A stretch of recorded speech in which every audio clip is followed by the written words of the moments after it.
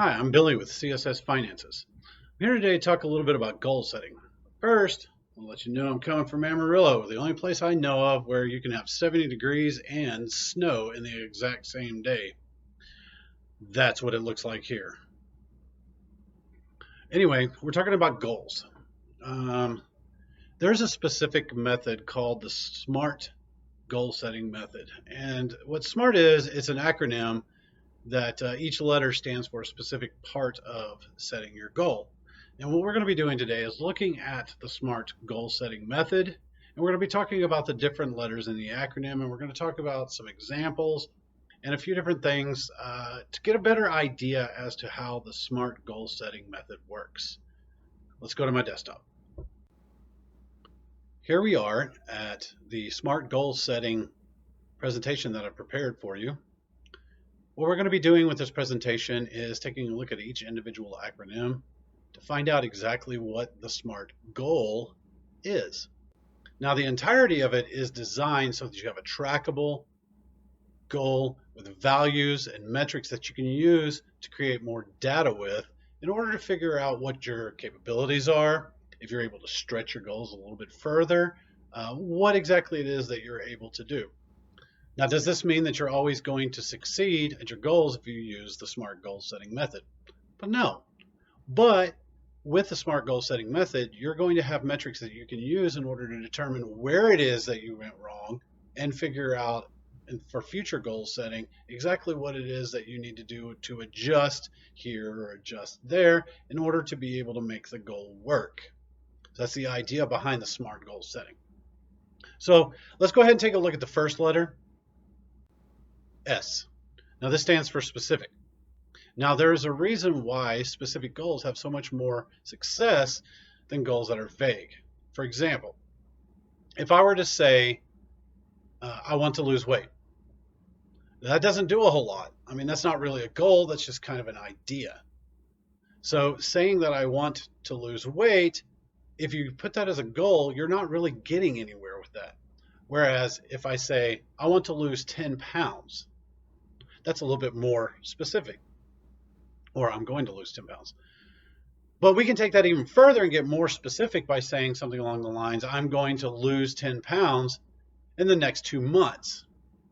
Now I can take that even further and more specific by saying I'm going to lose 10 pounds in the next 2 months by cutting out carbohydrates out of my diet except on Fridays. Now you see how specific that is? That's a huge difference between just I'm going to lose weight. Now I have targets. Targets are I'm 10 pounds. 10 pounds is my target weight. 2 months. I want to lose this weight in 2 months. And as you can see, you can get more specific or you can get less specific. But the more specific that you are, the more metrics that you have in order to be able to evaluate your goal later on down the road. So that's S, specific. The next letter in the acronym is M for measurable. Now, this is one of the most important pieces of the S.M.A.R.T goal setting because with this, you're using values in order to be able to measure your success in the goal. So with the earlier goal that we were discussing, I want to lose 10 pounds in the next 2 months by cutting carbohydrates, we created a few measurable items. That was 10 pounds, 2 months, and on top of that, we also created a measurable item of only consuming carbohydrates on Friday. All of these are measurable. Okay, so let's talk about some of the things that you can measure. Okay, you have values. So in this case, value is 10 pounds. If we were setting some savings goals, say saving $1,000, there you go. It can also be a length of time. That's another value you can set. So in this case, we set 2 months, or maybe a year, or maybe 5 years, or maybe within 1 week. These are all measurable. Also, frequency. So the third bullet point on our slide here shows only consuming carbohydrates on Friday. This is also measurable because it's a frequency. So if I was to go and eat carbohydrates on Wednesday, Thursday, and Friday, I haven't succeeded in that portion of my goal. Now, maybe I still might be able to lose that 10 pounds, but I'm not keeping with the entirety of the goal by doing that. These are all measurable items.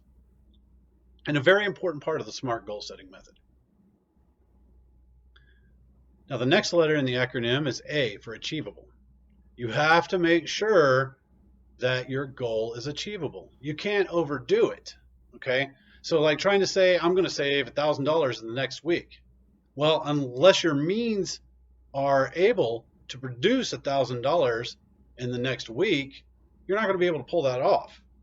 So you have to be reasonable with what it is that you're doing in order to make sure that you set an achievable goal. Now, can you stretch that to push a little bit harder? Well, sure, absolutely you can.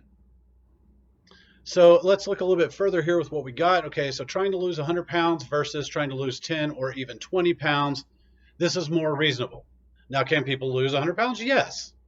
But can they do it in the same period of time in which you would lose 10 or 20 pounds? Probably not. Now, one concept that you can have within the achievable section is stretching out your goals a little bit in order to accommodate for pushing just a little bit further. Okay, so let's say my initial goal setting was to lose 10 pounds. But maybe I want to stretch that a little bit and say I want to do it 12 pounds. Or I want to keep the 10 pounds, but instead of doing it in 2 months, I want to do it in 6 weeks. Okay, so we can push a little bit further, but we don't want to overdo it, because if we overdo it, then we're setting ourselves up for failure. And we don't want to set ourselves up for failure, but we do want to show inner character and inner strength in order to be able to push that little bit more if we can. Now, some goals you're not going to be able to stretch a little bit further. Let's say that you've got a credit card, okay, and that credit card has $300 payoff. Well, you can't set your goal as to pay off your $450 on the credit card if it's only got $300 left. Now, you probably could stretch the time in which you're trying to achieve that, say from maybe 6 weeks to 5 weeks. Okay, these are stretchable goals. These continue to be achievable, and you keep your goal on track by making it something that can be done. The next letter in the acronym is R for relevant. You want to keep your goals something that is important to you, whether it's family, relationships, fitness, health, also money. You want to make sure that you have a purpose in the goal. And as we talked about before, these are some of the things that are actually relevant to people. That's health, money, fitness, relationships. All of these things are relevant, and there is a purpose behind setting goals for each of these.